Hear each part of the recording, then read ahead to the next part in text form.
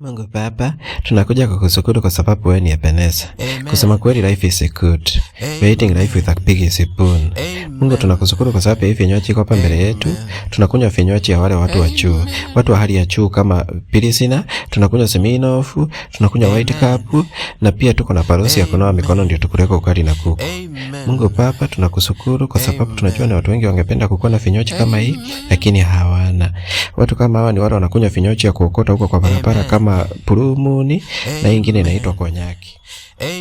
Kumbuka pia wale wanalala wakati wa maombi na wale wanaume wanaenda kwa kilabu kukunywa soda. Ni hayo tu kwa sasa.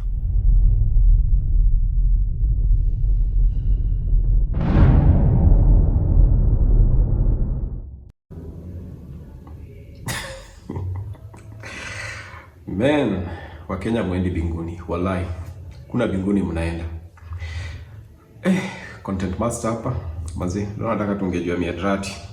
Ndo manake vijana tuache miadarati. By the way, there is something niliona interesting kwa YouTube. When was it? Like a couple of days ago. There were these two kiddos. One of them alikuwa ajungu.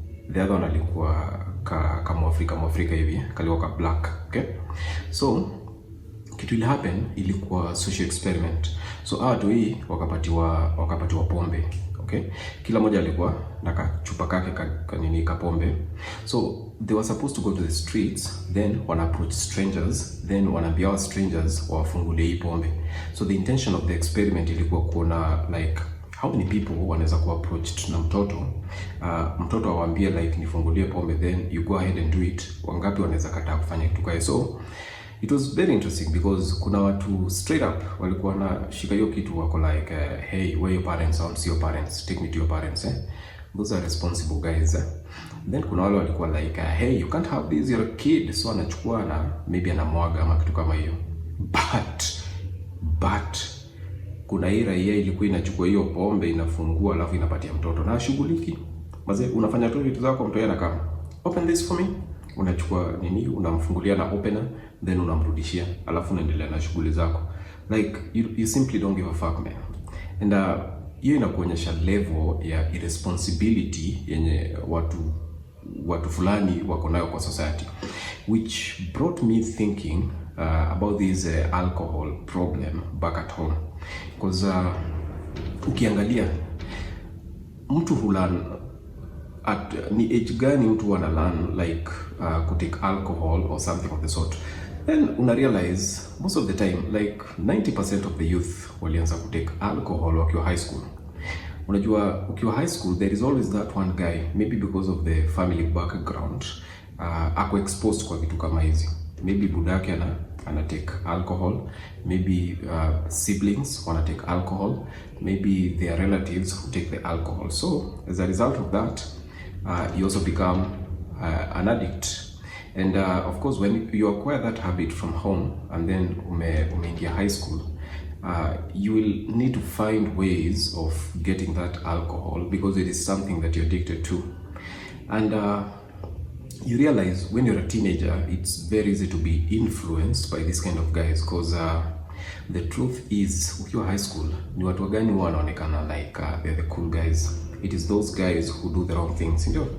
Wale wana abuse drugs, wale wase manga, si ndio huonekana like they're the cool people. Everybody wants to be associated with them, ndio. And unajua our leaders do very little maybe to teach us any different. If you've seen how our leaders behave, culture, impunity, and all this stuff, rebelling, courts zinasema hivi, mtu anafanya something different. There is a culture ya lack of accountability in our country. Na hii kitu ina trickle down mpaka kwa watu hii. So, unapata mtu akiwa high school, maybe kuna bedi wako anateki alcohol. Definitely, hata wewe utaanza kutesti kitu. And it's never fun, especially the first time. The first time mimi nilitake gauge, I remember ilikuwa bash tulikuwa tumeenda pale Ruta. And ilikuwa Napoleon. I'll never forget. But sijaionja Napoleon from that time. Wanaona hiyo kitu nakimbia. Sasa hii kitu kwa bash, hawa jamaa kulikuwa na hizi 200 ml Mimi nikamwambia jamaa wacha nichape hii na kapoa. So nikatandika ya kwanza flash dry. Sikusikia kitu. Kashindwa mazee, hii ndio kitu mnaongelea, mnasema sijui mambo pia nini. Hapa kuna kitu. Nikatandika ya pili flash. Kaambia bado sijasikia kitu. Wakanipatia ya tatu nikatandika half, nikamwambia wazito. Hapa hivi wacha nikai down kidogo, ni kama kinaumana. Mazee, I don't know what happened. Nilijipata the next day, sijui nilibebwaje, nikapelekwa kwa kijani best yangu mmoja. Nilikuwa nimevomit kwa bed, nimevomit kwa floor, sina hata viatu. Mazee, it was so bad. it was a nasty experience mazee. So unapata this is how what's on learn could take in, and guys are oblivious of effects za stuff, whether it is psychological, whether it is social, whether it is physical. Vitu kama liver cirrhosis, nobody really cares about that kind of stuff. It's a fun thing to do because ni kitu li learn from the time ulikuwa mdogo, unaona. There was that association of mtu analewa to be like it was a cool thing to do at the time, yeah.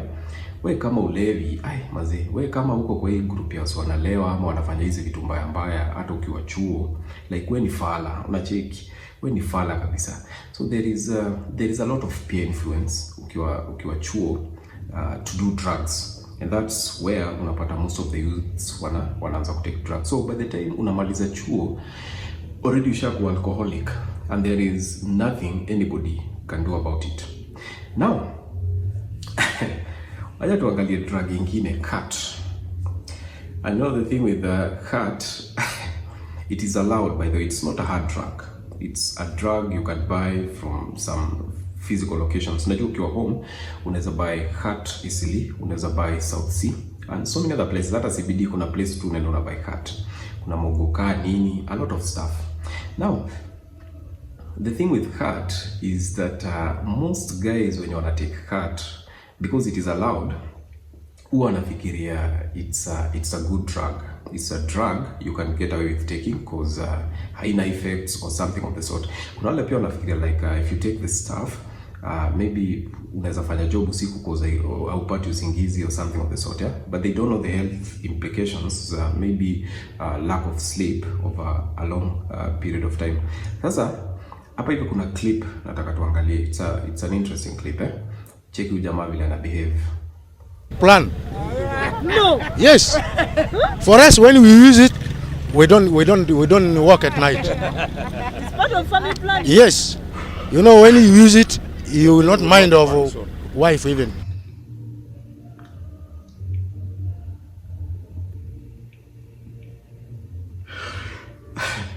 You know, I love this guy. I don't know. There is something about us who abuse drugs, the sense of humor. It's like they go together.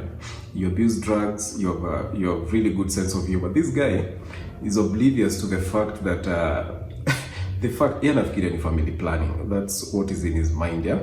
Like he's talking about hawezi kazi usiku. He does not realize that he's on his way to impotence. And you know that's one of the effects the cat, especially if you take it over a long period of time, yeah, it leads to impotence. So this guy thinks hiyo kitu inamsaidia hata family planning. Hawezi kufanya kitu usiku.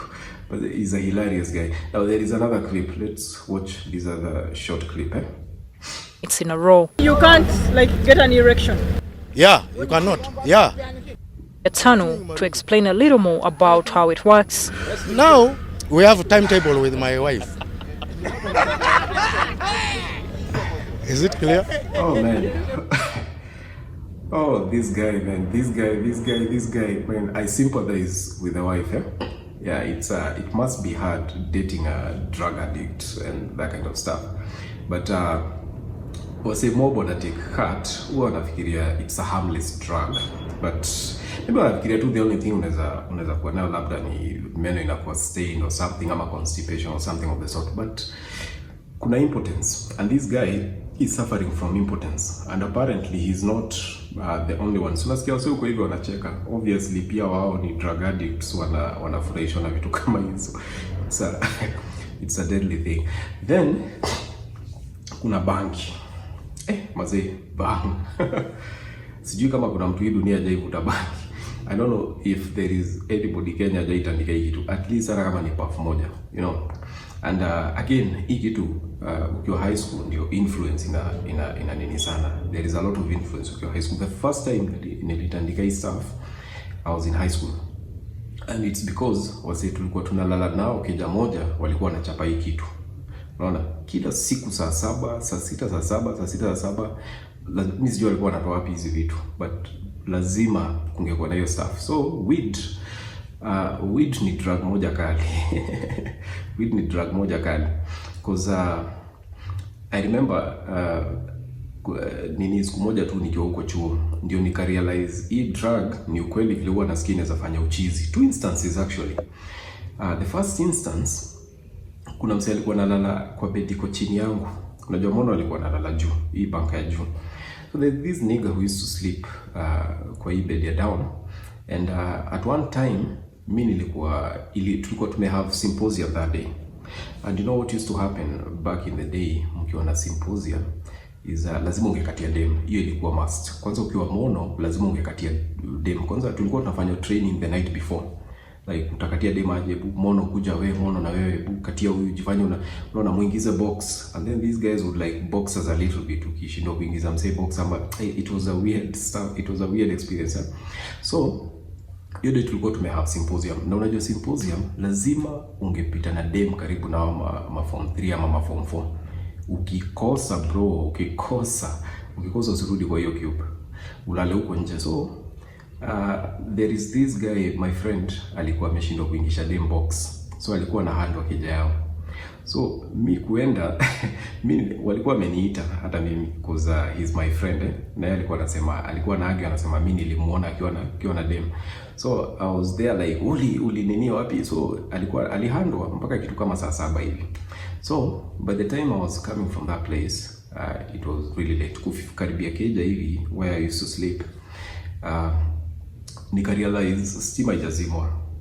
So nikafungua mlango, nikaingia.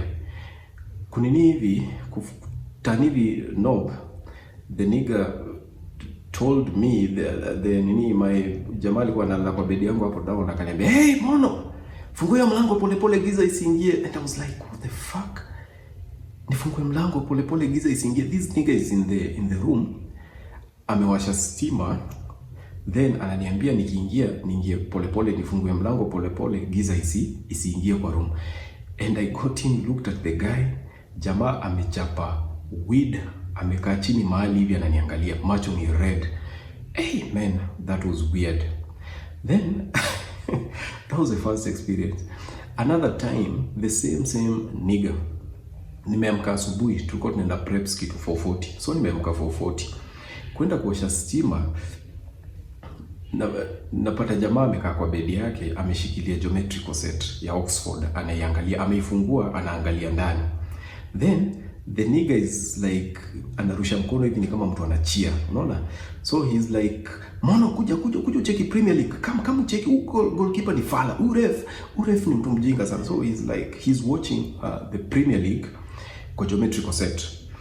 And hey mazi, uiti bana. Nini? The nigga alikuwa anaitwa uiti. Hey uiti bro. Hey mazi. So I left the guy, but nilifikiria sana. I think from that day nilikaa sana before ni taste weed tena, because that thing really scared me. No.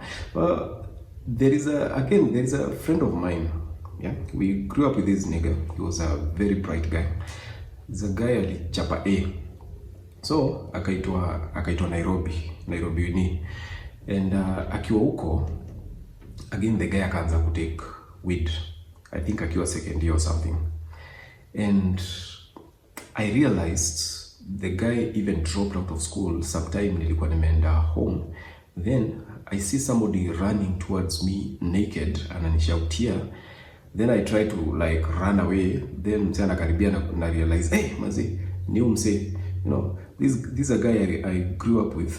Ametandika weed mpaka he's like alisha cheesy, aka drop out of school. And you know the mom was a single mom. It was something really sad. So maze, weed.